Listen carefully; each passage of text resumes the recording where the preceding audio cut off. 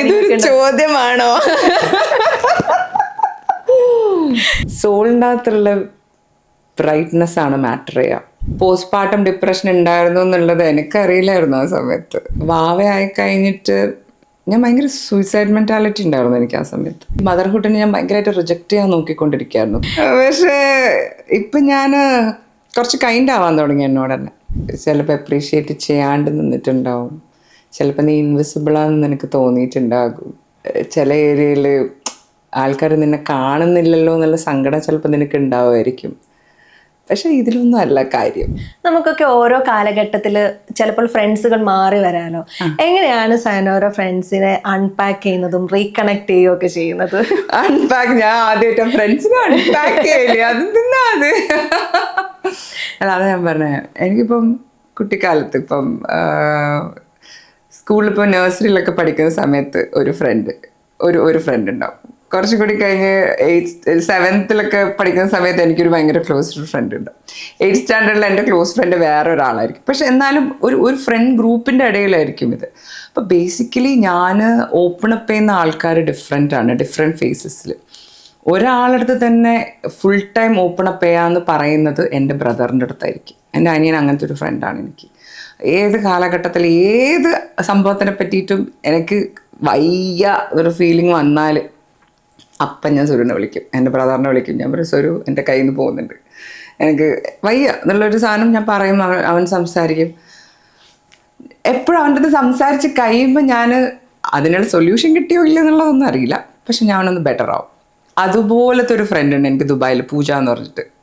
അവളും അതേപോലെ തന്നെയാണ്. ഐ മീൻ അവൾ വേറെ അവളുടെ തലത്തിൽ അവളുടെ പേഴ്സ്പെക്റ്റീവിലുള്ള അവളുടെ ആശയങ്ങൾ എനിക്ക് പറഞ്ഞു തരും.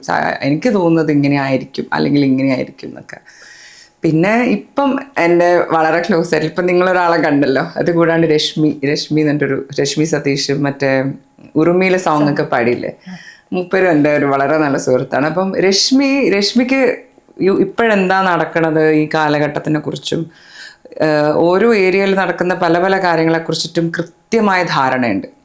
അപ്പം അങ്ങനത്തേനെ കുറിച്ചിട്ട് എന്തെങ്കിലുമൊക്കെ ഈ പറഞ്ഞ മാതിരി ഞാൻ ന്യൂസ് കാണാത്ത ഒരാളായതിനാൽ അതൊരു എസ്കേപ്പിസവും ആയിരിക്കും. ചിലപ്പം എനിക്ക് കംപ്ലീറ്റ്ലി ഒന്നും അറിയണ്ട, എല്ലാം അറിഞ്ഞു കൊണ്ട് എനിക്ക് പറ്റില്ല, ചിലപ്പം എനിക്ക് താങ്ങാൻ പറ്റില്ലായിരിക്കും. മേ ബി അതുകൊണ്ടായിരിക്കും ഞാനത് എസ്കേപ്പ് ചെയ്യുന്നത്. പക്ഷേ അങ്ങനത്തെ കുറച്ച് കാര്യങ്ങളൊക്കെ സംസാരിക്കും. ഞാൻ രശ്മിനെ വിളിക്കും, എടി ഇങ്ങനെ ഉണ്ടടി, എന്താടി ഞാൻ ചെയ്യണ്ടേ, അങ്ങനെ ഞാൻ വിളിച്ചിട്ട് ചോദിക്കുന്നത് വളരെ കുറച്ച് ആൾക്കാരുണ്ട്. അവർക്കറിയാം എന്നെ കറക്റ്റായിട്ട്. മകളുമായിട്ട് ഭയങ്കര കണക്റ്റഡ് ആണല്ലോ. പക്ഷെ നമ്മുടെ സമൂഹം ഈ മദർഹുഡ് ഭയങ്കര ഗ്ലോറിഫൈയും ചെയ്യാറുണ്ട്. ഈ പോസ്റ്റ്പാർട്ടം ഡിപ്രഷനൊക്കെ കടന്നു പോകുന്ന സ്ത്രീകൾ അനുഭവിക്കുന്ന മാനസിക സംഘർഷങ്ങളുണ്ട്. സയനോരൊക്കെ അതിനെക്കുറിച്ച് സംസാരിച്ചിട്ടുണ്ട്. ഇപ്പോഴും ആളുകൾക്ക് അതിനെക്കുറിച്ച് ഒരു അവയർനെസ് ഉണ്ട് എന്നൊക്കെ തോന്നാറുണ്ടോ? എനിക്ക് തോന്നുന്നു ഞാൻ പ്രഗ്നൻ്റായി മോളെ പ്രസവിക്കുന്ന കാലഘട്ടത്തിനെക്കാട്ടിയും എത്രയോ നന്നായിട്ട് ആൾക്കാർ ഇവോൾവ് ഔട്ട് ചെയ്ത് വന്നിട്ടുണ്ട്. ഒരുപാട് ടോക്സ് അതിനെക്കുറിച്ച് നടക്കുന്നുണ്ട്. എനിക്ക് പോസ്റ്റ്പാർട്ടം ഡിപ്രഷൻ ഉണ്ടായിരുന്നു എന്നുള്ളത് എനിക്കറിയില്ലായിരുന്നു ആ സമയത്ത്.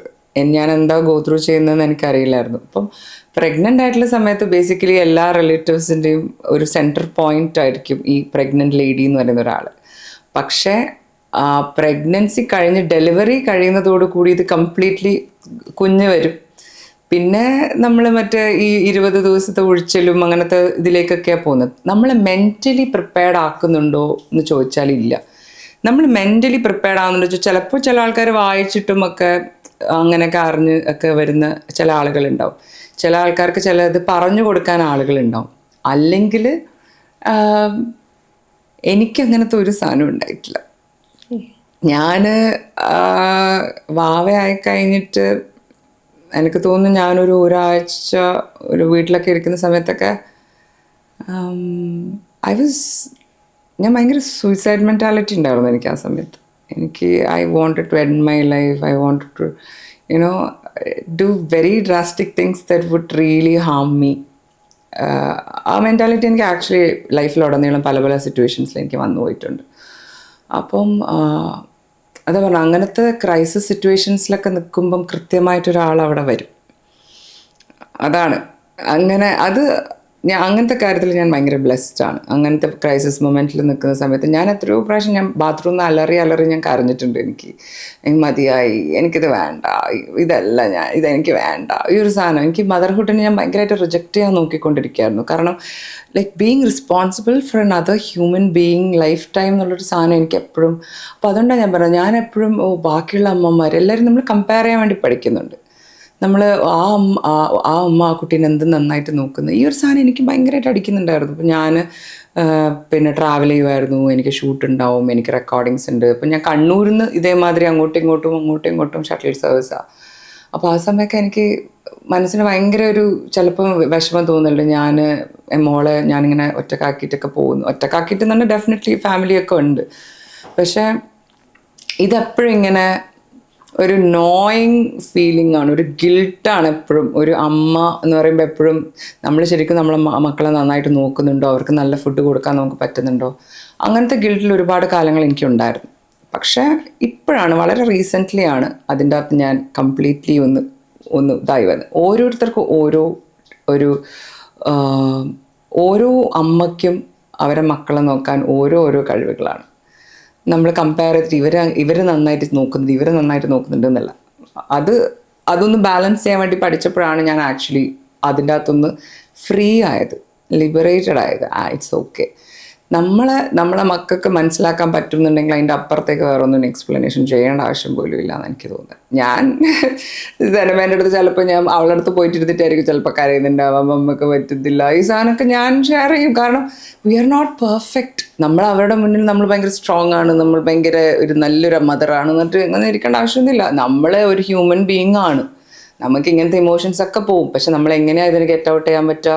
നമ്മൾ ഇങ്ങനൊരു ചോയ്സ് നമ്മൾ ഓപ്റ്റ് ചെയ്ത്, നമ്മൾ ഇങ്ങനൊരു ഡിസിഷൻ നമ്മളെടുത്ത്, ഇതൊക്കെ കുട്ടി കാണുന്നുണ്ട്. ഓക്കെ, മമ്മ ഇങ്ങനൊരു ചോയ്സ് എടുത്ത്, ഇങ്ങനൊരു ഡിസിഷൻ മമ്മി ഉണ്ടാക്കി. ഓക്കെ, അപ്പോൾ ആ ചോയ്സസിൻ്റെ കൂടെ അവരും ചിലപ്പം കൂടെ നിൽക്കുമായിരിക്കും, ചിലപ്പോൾ കൂടെ നിൽക്കില്ലായിരിക്കും, ചിലപ്പോൾ അവിടെ അടി വരും, ക്രിട്ടീക്ക് ചെയ്യും, അങ്ങനെ ചെയ്തത് ശരിയായിട്ടില്ല എന്ന് പറയും, അവിടെ കോൺവെർസേഷൻസ് ഉണ്ടാവും. ഇതൊക്കെ തന്നെയാണ് മദർഹുഡ് എന്ന് പറയുന്നത്.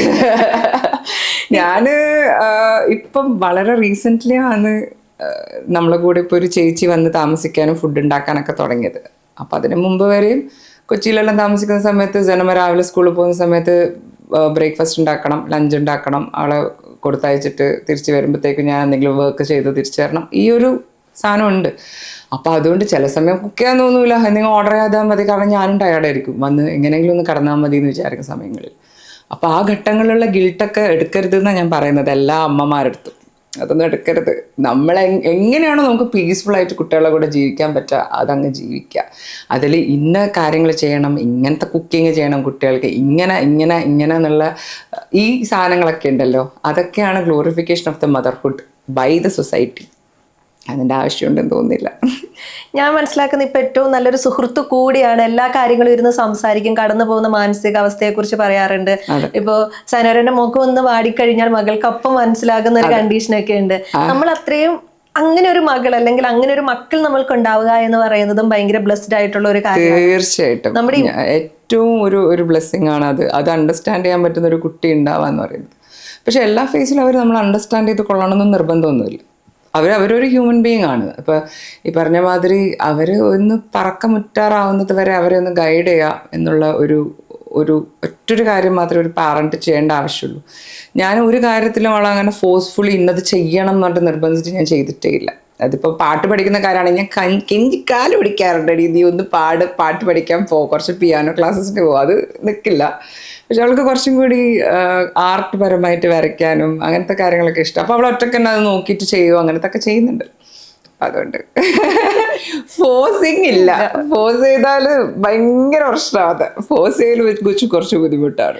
പെൺകുട്ടി കൂടി ആകുമ്പോൾ കുറച്ചൊരു സേഫ്റ്റീൻ്റെ ടെൻഷനും കൂടി ഉണ്ടാകുമല്ലോ. അപ്പം ഈ സമയത്ത് നമുക്കൊരു പാരന്റ് ആയിരിക്കുമ്പോൾ ആൾക്കൊരു സ്പേസ് കൊടുക്കണം, അതേ സമയത്ത് ആളുടെ സേഫ്റ്റി ഉറപ്പാക്കണം, അതേസമയം നമ്മൾ അവരുടെ സ്വപ്നങ്ങൾക്കൊപ്പം നിൽക്കണം, അതേസമയം നമ്മൾ നമ്മുടെ വർക്കിലും കോൺസെൻട്രേറ്റ് ചെയ്യണം.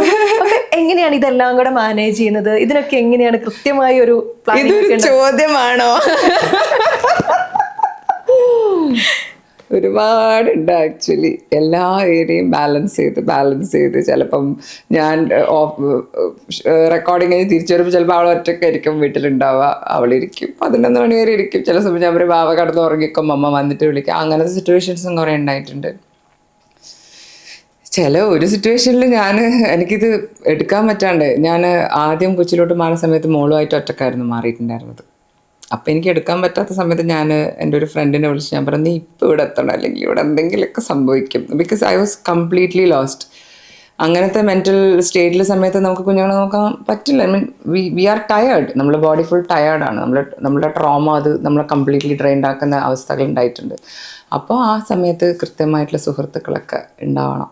ഒരു നല്ലൊരു ഒരു ഗേൾ സർക്കിൾ എന്ന് പറയില്ലേ, അത് ഭയങ്കര ഇമ്പോർട്ടൻ്റ് ആണ്. It takes a village to raise a child എന്ന് പറയുന്നത് ഭയങ്കര ട്രൂ ആണ്. അപ്പം ആസ് ഓഫ് നൗ ഇപ്പം മോള് എൻ്റെ പരിരക്ഷണം മാത്രമല്ല, ഇപ്പം നീതു ഉണ്ട്, രശ്മി ഉണ്ട്, ഇവരുടെ കൂടെയുള്ള കോൺവെർസേഷൻസ് ഉണ്ട്. നമ്മളിടയ്ക്ക് പുറത്ത് പോകാറുണ്ട്, വേറെ കുട്ടികളുടെ കൂടെ യാത്ര ചെയ്യാറുണ്ട്. അപ്പം ഇങ്ങനത്തെ കോൺവെർസേഷൻസ് ഒക്കെ അവരെ ബിൽഡ് ചെയ്തുകൊണ്ടേയിരിക്കും. ഇവരുടെ ഓരോരുത്തരുടെയും പേഴ്സ്പെക്റ്റീവ്സും അവരുടെ ഓരോരുത്തരുടെയും സ്ട്രോങ് പോയിൻറ്സും ആണ് മോള് കണ്ടുകൊണ്ടിരിക്കുന്നതും സംസാരിച്ചുകൊണ്ടിരിക്കുന്നതും അനുഭവിച്ചുകൊണ്ടിരിക്കുന്നതൊക്കെ. അപ്പം ഞാൻ മാത്രം, എൻ്റെ മമ്മിയുണ്ട്. എൻ്റെ മമ്മി ഇതേമാതിരി എന്താ പറയുക, മമ്മി ആക്ച്വലി ഒരു സ്കൂൾ ടീച്ചറാണ്. മമ്മി റിട്ടയർമെൻറ്റിനോടൊപ്പം മമ്മി LLB ചെയ്തു. And mom is working now. മൂപ്പരുടെ സെക്കൻഡ് കരിയറാണ് 60s. അപ്പം ലൈക്ക് അങ്ങനത്തെ ഒരു എക്സാമ്പിളൊക്കെ തീർച്ചയായിട്ടും മുന്നിലുണ്ട്. അപ്പം മോള് അങ്ങനത്തെ ഒരു സർക്കിൾ ഓഫ് ഫ്രണ്ട്സ് ഡെഫിനറ്റ്ലി വേണം എന്നാണ് എല്ലാ സിംഗിൾ മോംസിൻ്റെ അടുത്തും എനിക്ക് പറയാനുള്ളത്. ഈ ഒരു സെലിബ്രിറ്റി ലൈഫ് കൊണ്ടുപോകുന്ന സമയം തന്നെ മോളുടെ ഒരു പ്രൈവസിയും കൂടെ കീപ്പ് ചെയ്യേണ്ടി വരാറില്ലേ? അതെങ്ങനെയാണ് ബാലൻസ് ചെയ്ത് കൊണ്ടുപോകുന്നത്? ബേസിക്കലി അവൾക്ക് എൻ്റെ ഷോയിനൊന്നും വരുന്നത് വലിയ ഇഷ്ടമില്ല. ചിലപ്പം സെനയുടെ ഫ്രണ്ട്സൊക്കെ ഉണ്ടെന്നുണ്ടെങ്കിൽ ചിലപ്പം she'll be willing to come. അല്ലെങ്കിൽ കോൺസേർട്സിന് സെന വലിയ ഇൻട്രസ്റ്റ് എടുക്കാറില്ല വരാൻ വേണ്ടിയിട്ട്. ഞാനും നിർബന്ധിക്കാറില്ല. ബിക്കോസ് എനിക്ക് എൻ്റെ ഡ്രസ്സ്, എൻ്റെ നോക്കൽ, മറ്റേ പാട്ട് നോക്കൽ, അതിൻ്റെ ഇടയിൽ ജനമ വന്നാൽ എനിക്ക് ടെൻഷനാണ്. കൂടെ ആരും ഇല്ലെങ്കിൽ. അപ്പം മമ്മിയൊക്കെ ഉള്ള സമയത്തൊക്കെ ഞാൻ കൊണ്ടുപോകും. പിന്നെ ഇപ്പം ഞാൻ പോസ്റ്റിനെക്കാട്ടിയും കൂടുതൽ ഞാൻ സ്റ്റോറീസ് മാത്രം ഇടുന്ന ഒരാളാണ്. അപ്പം അതിൻ്റെ അകത്തും അധികം അങ്ങനെ ജനമൻ്റെ സ്റ്റോറീസൊന്നും ഞാൻ ഇടാറില്ല. ചില സമയം ജനമ പറയും അത് ഷെയർ ചെയ്തോ എന്ന് പറയും. അപ്പോൾ ഓക്കെ, ഞാൻ ഷെയർ ചെയ്യാം. അങ്ങനെ എനിക്കത് ഭയങ്കരമായിട്ടൊരു ഇത് കൊടുക്കണം എന്ന് എനിക്ക് തോന്നിയിട്ടില്ല ഇതേവരെ. പക്ഷേ ചില സമയം പറയാറുണ്ട്, എനിക്ക് ഇൻഫ്ലുവൻസർ ആവണം, I want to be an influencer. Why not, അയക്കോ, നീ ട്രൈ ചെയ്യാൻ, എൻ്റെ വേണ്ടുന്ന എന്താ കണ്ടന്റ് വേണ്ടുന്ന ക്രിയേറ്റ് ചെയ്യുന്നൊക്കെ പറഞ്ഞിട്ട് അങ്ങനെ പറയും. പിന്നെന്ന് വെച്ചാൽ അവളുടെ ആഗ്രഹങ്ങൾ ഇടക്കിടക്ക് മാറുന്നതുകൊണ്ട് ഞാൻ രക്ഷപ്പെട്ട്. ഇടക്ക് പറയും മറ്റേ വെറ്റിനറി ആയാൽ മതി എനിക്ക്. അപ്പം ഞാൻ പറഞ്ഞ പൂച്ചാനെ മാത്രമല്ല, ചിലപ്പോൾ പാമ്പൻ കുട്ടികളെ നോക്കേണ്ടി വരും. അങ്ങനെ പറഞ്ഞു കൊടുക്കുമ്പോൾ ഓ ആണോ, പക്ഷെ എന്നാലും അവൾക്ക് അങ്ങനെയൊക്കെ ഭയങ്കര ഇഷ്ടമാണ്. അഡോപ്റ്റ് ചെയ്തൊരു പൂച്ചയുണ്ട് ഇവിടെ, ഇസി എന്ന് പറഞ്ഞിട്ട്. അപ്പം അവൾക്ക് ആനിമൽസിനോടുള്ള കൈൻഡ്നെസ് ഒക്കെ ഭയങ്കര ആയിട്ടുണ്ട്. ആ എംപത്തി, ഭയങ്കര എംപത്തറ്റിക് ആണ് ആള്. ഹ്യൂമൻസിനോട് കുറച്ച് കുറവാണെങ്കിലും ആനിമൽസിനോട് നന്നായിട്ടുണ്ട്. നമ്മൾ ഇവിടെ വന്ന സമയത്തെ ഞാനിങ്ങനെ സനോരനെ തന്നെ ഇങ്ങനെ നോക്കിക്കൊണ്ട് നിന്നിട്ടുണ്ട്. അപ്പൊ എനിക്ക് തന്നെ തോന്നിയത് ഇപ്പൊ ഞാൻ നോക്കുന്നതിന് വിയേഡായി ഫീൽ ചെയ്യുന്നുണ്ടോ? ഭയങ്കര ബ്യൂട്ടിഫുൾ ആയിട്ട് എനിക്കിങ്ങനെ ഫീൽ ചെയ്യും. ഞാനിട്ടിങ്ങനെ മാറി നിന്നൊക്കെ ഇങ്ങനെ നോക്കുന്നുണ്ട്. സാരി ഉടുത്തൊക്കെ വന്നു, എന്തൊരു നമുക്കെന്താ പറയാ, ഗ്രേസ് ആണ്, എന്തൊരു ബ്യൂട്ടിഫുൾ, എന്തൊരു സ്കിൻ, അങ്ങനെ തോന്നി ഇവിടെ. ബോഡി പോസിറ്റിവിറ്റി ഇതിനെ കുറിച്ചൊക്കെ സംസാരിക്കുന്ന ഒരാളാണ്. അപ്പം ഈ ഒരു നമ്മൾ എന്നിട്ടും സോഷ്യൽ മീഡിയയിൽ അറ്റാക്ക് ചെയ്യപ്പെടുന്നുണ്ടല്ലോ. പക്ഷെ ഇതിനകത്തൊക്കെ കൃത്യമായി ബോൾഡായിട്ട് ഡിസിഷൻ എടുക്കാറുണ്ട്. കൃത്യമായി ഏത് ഡ്രസ്സാണ് ഇടാൻ ഇഷ്ടം ആ ഡ്രസ്സുകളൊക്കെ ഇടുന്ന ഒരാൾ കൂടിയാണ്. അപ്പം ഈ ബോഡി പോസിറ്റിവിറ്റീനെ എങ്ങനെയാണ് ഇതിങ്ങനെ ഹാപ്പി ആയിട്ട് ഇതിങ്ങനെ കൊണ്ടുപോകുന്നത്? ഈ സോഷ്യൽ മീഡിയ അറ്റാക്കിനൊക്കെ എങ്ങനെയാണ് ഹാൻഡിൽ ചെയ്തത്? അറ്റാക്കിനെ ഹാൻഡിൽ ചെയ്തത് അങ്ങനെ ഹാൻഡ്ലിംഗ് ഒന്നുമില്ല. ഞാൻ പണ്ടൊക്കെ ഇപ്പം ആദ്യമൊക്കെ ഞാൻ ആക്ച്വലി കൊച്ചിയിൽ വന്നതിന് ശേഷമാണ് സ്ലീവ്ലെസ് ഒക്കെ ഇടാൻ തുടങ്ങിയത്. അതുവരെ ഇടില്ലായിരുന്നു. അതുവരെ സ്ലീവ്ലെസ് ഒക്കെ ഇടാൻ എനിക്ക് ഒരു സാധനമായിരുന്നു. അപ്പം അതാ പറഞ്ഞത്, ഞാൻ എന്നെ തന്നെ പല ഏരിയാസിൽ ചാലഞ്ച് ചെയ്തിട്ടാണ് ഇങ്ങനത്തെ ഒരു മെൻറ്റൽ സ്പേസിലോട്ട് ഞാൻ വന്നത്.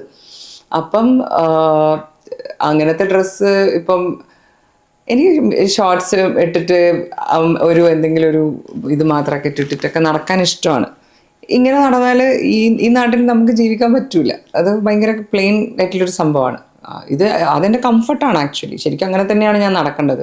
പക്ഷെ ആ ഏരിയാസിലൊക്കെ ഞാൻ എന്നെ തന്നെ സ്റ്റോപ്പ് ചെയ്യുന്നുണ്ട്. എന്തിനാ വെറുതെ ആൾക്കാർ ഈ ഒരു സാധനം ഉണ്ട്. പക്ഷെ അതിനെ റെബൽ ചെയ്തിട്ട് എന്നാ പിന്നെ ശരി ഇന്നൊന്ന് ശരിയാക്കി കളയാം എന്നുള്ള ആ തോട്ട് പ്രോസസ് ഒന്നും എനിക്കില്ല. ഞാൻ ഇപ്പം എൻ്റെ ഫ്രണ്ട്സിൻ്റെ കൂടെയൊക്കെ പോകുന്ന സമയത്ത് അല്ലെങ്കിൽ ഫാമിലിനോടൊക്കെ പുറത്ത് പോകുന്ന സമയത്ത് എനിക്ക് ഇഷ്ടമുള്ള ഡ്രസ്സ് ഇടും. Where I feel safe, where I feel that I am surrounded with people whom I know, അല്ലെങ്കിൽ whom I will be safe എന്നുള്ള ഒരു ഏരിയയിൽ എനിക്ക് ഇഷ്ടമുള്ള സാധനം ഇട്ടിട്ട് ഞാൻ പോകാറുണ്ട്. ആൻഡ് എല്ലാ സ്റ്റേജസിലും എല്ലാ സ്ഥലത്തും നിന്ന് ഞാൻ അങ്ങനെ ഭയങ്കരമായിട്ട് അങ്ങ് ഡ്രസ്സ് ചെയ്ത് നടക്കുന്ന ഒരാളൊന്നുമല്ല.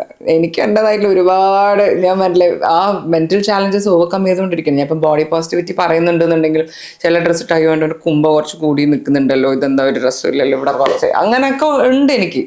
പക്ഷെ അതിനൊക്കെ വളരെ കാമായിട്ട് കൈൻഡ്നെസ്സോട് കൂടി ട്രീറ്റ് ചെയ്യാമെന്ന് പറയുന്നത് കേട്ടിട്ടില്ലേ ബോഡീനെ തന്നെ. നമ്മൾ ആക്ച്വലി നമ്മളുടെ എല്ലാ ശരീര അവയവങ്ങൾക്കും നമ്മൾ ആക്ച്വലി താങ്ക് യു പറയണം എന്നാണ് പറയുന്നത്. ഇപ്പം വയറാണെങ്കിലും വയറ് എന്ന് പറയുന്നത് ആക്ച്വലി നമ്മുടെ വൂമ്പിൻ്റെ പ്രൊട്രൂറൻസ് ആണ്. അത് ആക്ച്വലി നമ്മൾ താങ്ക് യു പറയണം. നമുക്കതൊരു കുഞ്ഞിനെ തന്നിട്ടുണ്ട്, നമ്മളതിനെ വെറുത്ത് ഇത് എന്തിനാ എൻ്റെ ശരീരത്തിൽ എന്നൊക്കെ പറയാറുണ്ട്. ഇല്ല എന്നല്ല, എനിക്ക് അയ്യോ കുമ്പ കുറഞ്ഞിട്ടുണ്ടായിരുന്നെങ്കിൽ കുറച്ചും കൂടി തീറ്റ കുറച്ചാൽ മതി, വേറൊരു കാര്യം അല്ല. പക്ഷേ എല്ലാവർക്കും അങ്ങനെ ആയിരിക്കില്ല. ചിലപ്പോൾ ചില ആൾക്കാർ ഇപ്പോൾ ഭക്ഷണം കഴിക്കാണ്ട് തന്നെ തടി വെക്കുന്ന ആൾക്കാരുണ്ടാവായിരിക്കും. ചില ആൾക്കാർ എത്ര പിന്നെ ഫുഡ് കൺട്രോൾ ചെയ്താലും അവർക്ക് പറ്റില്ല, കാരണം അവരുടെ ഹോർമോൺസ് ആയിരിക്കും തീരുമാനിക്കുന്നുണ്ടാവുക. അപ്പോൾ അതുകൊണ്ട് ഒരാളെ ബോഡി ഷേമിങ്ങിൻ്റെ പേരിൽ അറ്റാക്ക് ചെയ്യുന്നതിനൊപ്പം തന്നെ നമ്മളെ തന്നെ അറ്റാക്ക് ചെയ്യാണ്ടിരിക്കുക എന്നുള്ളതും ഒരു ഇമ്പോർട്ടൻറ്റ് കാര്യമാണ്. ഞാൻ എൻ്റെ ബോഡീനെ ഹേറ്റ് ചെയ്യാൻ പാടില്ല. ആ ബോഡി ഇപ്പോൾ ഈ കാലുകൾ ഇപ്പോൾ എൻ്റെ തൊട കാണിച്ചിട്ടില്ല, ഞാൻ എന്തോ ട്രൗസർ ഇട്ടിട്ട് ഡാൻസ് ചെയ്തിട്ട് കുറേ ആൾക്കാർ എൻ്റെ തൊടേനൊക്കെ ചീത്തൊക്കെ വിളിച്ചിട്ടുണ്ടായിരുന്നു, എന്ത് അങ്ങനെ ഇങ്ങനെ എന്നൊക്കെ. അപ്പം ആ സമയത്ത് എനിക്ക് വിഷമാവുമായിരുന്നു, എന്തിനാ അവരെന്നെ ഇങ്ങനെ പറയുന്നത്, വേറൊരാളെ അങ്ങനെ പറയുന്നില്ലല്ലോ, എന്താ എന്നെ മാത്രം ഇങ്ങനെ പറയുന്നത്. ചെറുപ്പം മുതലുള്ള ആ ചൈൽഡ്ഹുഡ് വൂണ്ടാണ് ഓപ്പൺ അപ്പ് ചെയ്ത് വന്നത്. അത് പിന്നെ ഞാൻ മനസ്സിലാക്കി. ആൻഡ് ഇപ്പം ഞാൻ എൻ്റെ ബോഡിയിൽ കംഫർട്ടബിൾ ആവാൻ ഞാൻ ശ്രമിച്ചുകൊണ്ടിരിക്കുകയാണ്. അത്രയേ ഉള്ളൂ, ശ്രമിച്ചുകൊണ്ടിരിക്കുകയാണെന്ന് ഞാൻ പറയുള്ളൂ. ബിക്കോസ് ഇത്രയും കേട്ടിട്ടും ഇത്രയും ഇങ്ങനത്തെ സാധനങ്ങൾ വന്നുകൊണ്ടിരിക്കുന്നതിൻ്റെ ഇടയിലും ഞാൻ ബ്യൂട്ടിഫുള്ളാണ്, ഇത് ഞാനാണ്, ഇതെൻ്റെ സ്കിന്നാണ് എന്ന് ഞാൻ നിരന്തരം എന്നോട് തന്നെ പറയേണ്ടിയിരിക്കുന്നു എന്നുള്ളതാണ് സത്യം. അത് എന്നോട് തന്നെ നിരന്തരം അത് വേറെ ആരുടെടുത്തും നമുക്കത് കിട്ടാൻ പോകുന്നില്ല. ആ ഒരു വാലിഡേഷൻ ഞാൻ തന്നെ വാലിഡേറ്റ് ചെയ്യണം. എൻ്റെ ഫീലിങ്സിനെ ഞാൻ വാലിഡേറ്റ് ചെയ്യണം, എൻ്റെ ബോഡീനെ ഞാൻ വാലിഡേറ്റ് ചെയ്യണം. എൻ്റെ ബോഡിക്ക് എല്ലാ ന്യൂട്രിയൻസും കൊടുക്കാൻ ശ്രമിക്കുക, അതിന് പറ്റുന്ന എക്സസൈസസ് ചെയ്യാൻ ശ്രമിക്കണം, ഡെഫിനറ്റ്ലി ചെയ്യാൻ ശ്രമിക്കണം. അത് ഉറപ്പായിട്ടുമാണ്. പിന്നെ ബേസിക്കലി ഞാനൊരു ലേസി പേഴ്സൺ ആയതുകൊണ്ടായിരിക്കും ഞാനിങ്ങനെ ഭയങ്കര ഹാപ്പി ആയിരിക്കും. പക്ഷേ ഇപ്പം ഞാൻ കുറച്ച് കൈൻഡ് ആവാൻ തുടങ്ങി എന്നോട് തന്നെ. ഈ പുറമേ കേൾക്കുന്ന കാര്യങ്ങൾ നമ്മളും ഉള്ളിൽ ഈ ഇൻറ്റേർണൽ കോൺവെർസേഷൻസ് നടത്തിക്കൊണ്ടിരിക്കുമ്പോൾ അത് ഭയങ്കര ടോക്സിക്കാണ്. അങ്ങനെ ചെയ്യാൻ പാടില്ല. ബേസിക്കലി നമ്മൾ ആ സ്റ്റേറ്റ്മെൻറ്റ് മാറ്റി എഴുതണം. What ever we say from the inside that is gonna happen, that is will stay എന്നുള്ളതാണ്. അപ്പോൾ അങ്ങനത്തെ കുറച്ച് കാര്യങ്ങൾ വായിച്ചിട്ടൊക്കെ അറിഞ്ഞ് തുടങ്ങിയപ്പം പിന്നെ എൻ്റെ ഇൻറ്റേർണൽ കോൺവെർസേഷൻസ് കുറച്ച് മാറ്റാൻ തുടങ്ങി. അങ്ങനെ ഇപ്പം ഉണ്ടെങ്കിൽ കുഴപ്പമൊന്നുമില്ല സായ്മ, ഞാൻ തന്നെ പറയും കുഴപ്പമൊന്നുമില്ല. സായ്മിന് എന്തൊരു ഭംഗിയാ കാണാൻ, അതിനോട് ഭയങ്കര 100% യോജിക്കുന്നു. ഞാൻ തന്നെ പറയും. ഇടയ്ക്ക് ഞാൻ ഫ്രണ്ട്സിൻ്റെ അടുത്ത് ഞാൻ തന്നെ കൈമത്തട്ടി നീ പൊളിച്ച് കേട്ടോ, അങ്ങനെയൊക്കെ ചെയ്തിട്ടുള്ള ഇതുണ്ട്. കാരണം എന്ന് വെച്ചാൽ അപ്രീസിയേഷൻ കിട്ടാത്തൊരു സ്ഥലത്ത് നിന്ന് നമ്മളെ തന്നെ അപ്രീഷിയേറ്റ് ചെയ്യുക എന്നുള്ള ഒരു കാര്യം നമ്മളെ റെസ്പോൺസിബിലിറ്റിയാണ്. അത് ചെയ്യണം. നമ്മളെ അപ്രീഷിയേറ്റ് ചെയ്യണം, അതത്രയേ ഉള്ളൂ. വേറെ ആരും ചെയ്തില്ലെങ്കിൽ കുഴപ്പമൊന്നുമില്ല. പക്ഷെ പറഞ്ഞ മാതിരി ആ സ്റ്റേറ്റിൽ എത്തണമെങ്കിൽ ഒരുപാട് ട്രാവൽ ചെയ്യണം. ഇപ്പം കരിയറിൽ സക്സസ് ആയി നിൽക്കുകയാണ്, പേഴ്സണൽ ലൈഫ് നന്നായി പോകുന്നു. ഈ സമയത്ത് ഒരു 10 വയസ്സുള്ള ഒരു സൈനവരോട്, ഒരു ചെറിയ സൈനവരോട് എന്തായിരിക്കും പറയാനുണ്ടാവുക ഈ സമയത്ത് തിരിഞ്ഞു നോക്കുമ്പോൾ? അത് ഭയങ്കരമായിട്ട് എനിക്ക് ഇമോഷണൽ ആവുമല്ലോ ദൈവമേ. അയ്യോ, എന്താ ഞാൻ പറയാ എൻ്റെ അടുത്ത്? 10 വയസ്സുള്ള സയ കുറച്ച് സാഡ് സയ ആയിരുന്നു. ഞാൻ പറയും ഇതിലൊന്നും ഒരു കാര്യമില്ല, നിന്നെ ആളുകൾ ചിലപ്പോൾ അപ്രീഷിയേറ്റ് ചെയ്യാണ്ട് നിന്നിട്ടുണ്ടാവും, ചിലപ്പോൾ നീ ഇൻവിസിബിളാണെന്ന് നിനക്ക് തോന്നിയിട്ടുണ്ടാകും, ചില ഏരിയയിൽ ആൾക്കാർ നിന്നെ കാണുന്നില്ലല്ലോ എന്നുള്ള സങ്കടം ചിലപ്പോൾ നിനക്ക് ഉണ്ടാവുമായിരിക്കും. പക്ഷെ ഇതിലൊന്നും അല്ല കാര്യം. കുറച്ചും കൂടി കഴിഞ്ഞ് സോളിൻ്റെ അകത്തുള്ള ബ്രൈറ്റ്നെസ് ആണ് മാറ്റർ ചെയ്യുക, കണ്ണിലുള്ള ട്രൂത്ത് മാറ്റർ ചെയ്യും, സംസാരിക്കുന്നത് എന്താണ് വേർഡ്സ് മാറ്റർ ചെയ്യും.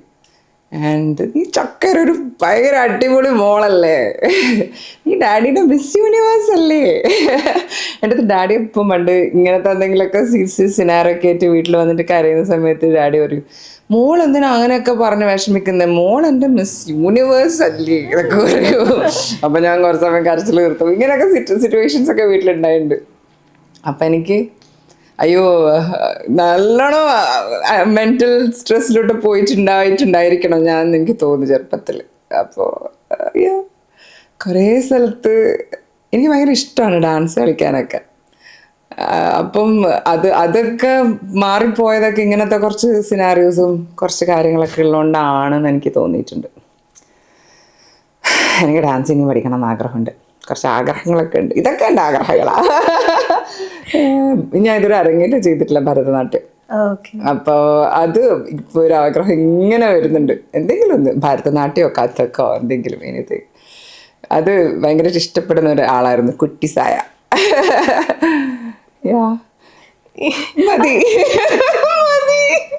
At the end of the day ഇങ്ങനെ മൈൻഡിനെ കാമാക്കി വെക്കാൻ വേണ്ടി എന്താ ചെയ്യുക, എഴുതുകയാണോ വായിക്കുകയാണോ? നമ്മളിവിടെ വന്നപ്പോൾ ഇങ്ങനെ ഒരു പാട്ട് ഇങ്ങനെ ഭയങ്കര മെലഡീസ് ഇങ്ങനെ പ്ലേ ആയിക്കൊണ്ടിരിക്കുകയായിരുന്നു. അതൊക്കെയാണ് ഒരു തെറാപ്പി ആയിട്ട് ഒരു at the end of the day ഇങ്ങനെ പീസ്ഫുൾ ആയിട്ടിരിക്കാൻ വേണ്ടി ചെയ്യുക? പീസ്ഫുള്ളായിട്ടിരിക്കാൻ വേണ്ടിയിട്ട് ഇപ്പം ബേസിക്കലി ബോഡിയിൽ അൺകൺട്രോളബിൾ ആയിട്ടുള്ള വേരിയേഷൻസ് ഹാർട്ട് ബീറ്റിനൊക്കെ വരുന്നുണ്ട്. എക്സൈറ്റ്മെൻറ്റ് കൊണ്ടും വരാറുണ്ട്. വരുന്ന സമയത്ത് ഞാൻ അലേർട്ടാവും. ചിലപ്പോൾ ഞാൻ ബ്രീതിങ് ചെയ്തുകൊണ്ടിരിക്കും, അല്ലെങ്കിൽ ഏതെങ്കിലും ഒറ്റൊരു നോട്ടായിട്ട് ചുമ്മാ ഹം ചെയ്തുകൊണ്ടിരിക്കും. ഇല്ലാന്നുണ്ടെന്നുണ്ടെങ്കിൽ ഇതേമാതിരി ഫ്രീക്വൻസി മ്യൂസിക് വെക്കും. പക്ഷേ ഫ്രീക്വൻസി മ്യൂസിക്കൊക്കെ വെച്ചാലുള്ള പ്രശ്നം എന്ന് വെച്ചാൽ ഈ ബ്രെയിന് കൂടുതലായിട്ട് ഓവർ യൂസ് ചെയ്തുകൊണ്ടിരിക്കും. നമ്മളെ തോട്ട്സ് ഇങ്ങനെ സ്പൈറൽ ചെയ്ത് പോയിക്കൊണ്ടിരിക്കും. എനിക്ക് തോന്നുന്നു നമ്മളൊരു 90% of time we will be inside our head rather than our body. Everyone is inside their head, own head. അവരിങ്ങനെ അവരല്ല ഞാനടക്കം ഇങ്ങനെ ചുറ്റിക്കൊണ്ടിരിക്കുക ഓരോരോ അൺവാണ്ടഡ് ആയിട്ടുള്ള സാധനത്തിൻ്റെ മുകളിൽ. അപ്പം ഇപ്പം അങ്ങനത്തെ ഒരു സ്പൈറൽ വരുമ്പോൾ ഞാൻ എന്നെ തന്നെ ഒന്ന് മതി കേട്ടാ, കുറച്ച് കൂടുതലായിട്ട് ചിന്തിക്കുന്നുണ്ട്, മതി അത് വിട്ടേക്ക്. അത് വരുന്നതെല്ലാം വരുന്നിടത്ത് വെച്ച് കാണാം എന്നൊരു സാധനം വരും എനിക്ക് ഉള്ളിൽ. അപ്പം ഞാൻ എൻ്റെ അടുത്ത് തന്നെ അത് പറയും, it's okay Sam, it's fine, അങ്ങനെ പോകുന്നേ പോട്ടെ, അത്രയേ ഉള്ളൂ, അത്രയല്ലേ ഉള്ളൂ. അവിടെ ബെഡ് ഉണ്ടല്ലോ, അവിടെ ജനമുണ്ടല്ലോ, അവിടെ കെട്ടിപ്പിടിച്ച് നടക്കാമല്ലോ. അങ്ങനെ പറഞ്ഞ like I think about my safe spaces, I come back. പിന്നെ ഈ ഒരുപാട് സൊമാറ്റിക് എക്സസൈസസ് ഒക്കെ നമ്മൾ ആക്ച്വലി ഈ here right at the moment കൊണ്ടുവരാൻ ഹെൽപ്പ് ചെയ്യുമെന്ന് പറയുന്നത് കേട്ടിട്ടുണ്ട്. അപ്പം അത് കുറച്ചൊക്കെ ഇപ്പോൾ ഇൻസ്റ്റാഗ്രാമിലൊക്കെ എന്തൊക്കെയൊക്കെയോ കണ്ട് അതൊക്കെ ഞാനിപ്പോൾ ട്രെയിൻ ചെയ്യാൻ വേണ്ടി തുടങ്ങിയിട്ടുണ്ട്. ബേസിക്കലി ഹം ചെയ്യുമ്പോഴുമൊക്കെ നമ്മൾ ആ ഒരു പ്രസൻറ്റ് മൊമെൻറ്റിലോട്ട് തിരിച്ച് കൊണ്ടുവരാൻ എപ്പോഴും ഹെൽപ്പ് ചെയ്യാറുണ്ട്. അപ്പോൾ അത് ചെയ്യാറുണ്ട്. സൈനോര എന്ന പാട്ടുകാർക്ക് എപ്പോഴും ഓരോ മൂഡിനും അല്ലെങ്കിൽ ഓരോ ഇമോഷനും ഓരോ പാട്ടുണ്ടാവാനുള്ള ഒരു സാധ്യതയുണ്ടല്ലോ. ചെറുപ്പത്തിൽ ഞാൻ കുറച്ച് ഇമോഷൻസ് പറഞ്ഞാൽ അതിനോട് കണക്ട് ചെയ്ത് നിൽക്കുന്ന ഏറ്റവും മൈൻഡിൽ കണക്ട് ചെയ്ത് നിൽക്കുന്ന പാർട്സ് അതുകൂടി ഞാൻ ഇതങ്ങ് അവസാനിപ്പിക്കുന്നതാണ്. ഓക്കെ, ഫ്രണ്ട്ഷിപ്പ് രണ്ടുപേരും പാടണേ. അങ്ങനെയുണ്ടോ? ഓ, ये दोस्ती हम नहीं छोड़ेंगे, ये दोस्ती हम नहीं छोड़ेंगे, छोड़ेंगे तुम मगर तेरा साथ ना छोड़ेंगे. ഹാപ്പിനെസ്.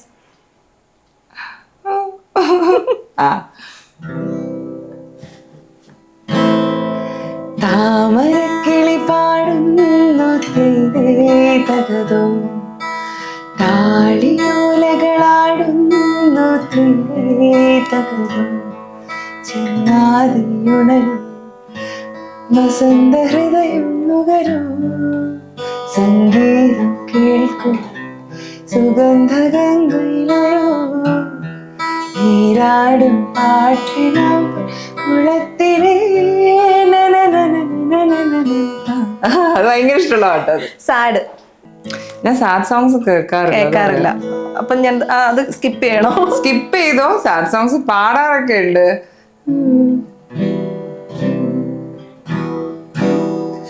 വിട പറയുകയാണോ ചിരിയുടെ വെൺപ്രാവുകൾ, ഇരുളടയുകയാണോ നിഴയുടെ കൂടുകൾ.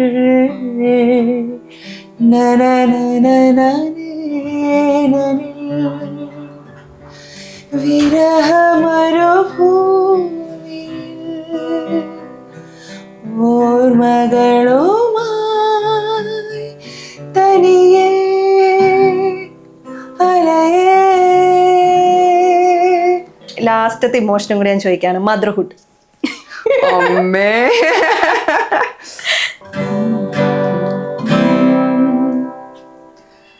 ആരെയും ഭാവഗായകനാക്കും ആത്മസൗന്ദര്യമാണു നമ്രശിശരായി നിൽപ്പൂരിൻ മുന്നിൽ കമ്ര നക്ഷത്ര കന്യകൾ. ആരെയും ഭാവഗായകനാക്കും ആത്മസൗന്ദര്യമാണു നീ നമ്രശിശരായി നിൽപ്പൂ നിൻ മുന്നിൽ കമ്ര നക്ഷത്ര കന്യകൾ. അത് മദർഹുദായിട്ട് ബന്ധമുണ്ടോ എന്ന് എനിക്കറിയില്ല, പക്ഷെ എനിക്ക് വന്ന പാട്ട് അതാണ്. ലവ് ഇമോഷൻ വരമായ പാട്ടാണ് കേൾക്കുക. ലവിന് മിക്കവാറും ലാസ്റ്റ് ആകുമ്പോൾ കരച്ചിൽ വരാറുണ്ട്. എനിക്ക് പെട്ടെന്ന് ലവ് നമുക്ക് ഈ പാട്ട് ഓർമ്മ. क्यों आजकल नींद कम ख्वाब ज्यादा है, लगता खुदा का कोई नेक इरादा है, कल का फकीर आज दिल शहजादा है, लगता खुदा का कोई नेक इरादा है, क्या मुझे प्यार है या कैसा खुमार है, या क्या मुझे प्यार है या कैसा खुमार है, या ओ ओ ओ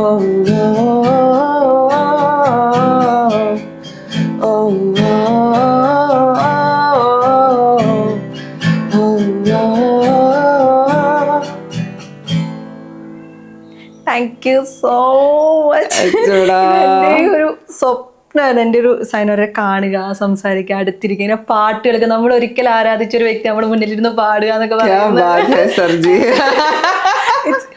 എന്താ പറയാ, ഇച്ചിരി ഒരു മിക്സഡ് ഇമോഷനാണ് വരുന്നത്. Thank you so much. Thank you. ഈ പറഞ്ഞ മാതിരി ഞാനിങ്ങനെ കോംപ്ലിമെന്റ് എടുക്കുമ്പോഴത്തേക്കും എന്തിനാ അതൊക്കെ നല്ലൊരു സാധനത്തിലാണ് നിൽക്കുന്നത്. We are all human beings. We are all human beings. We tend to rise. We tend to do stuff that is not that great. Appo adondu we are all human beings. Angane vecha madi. Thank you for like all those beautiful questions you asked. You made me think about so many things. And especially that question.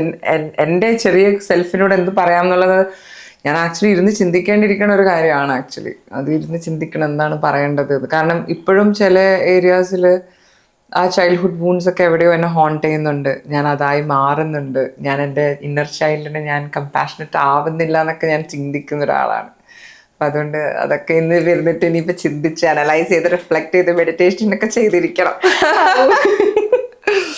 It helps actually. Oh, thank you. Thank you.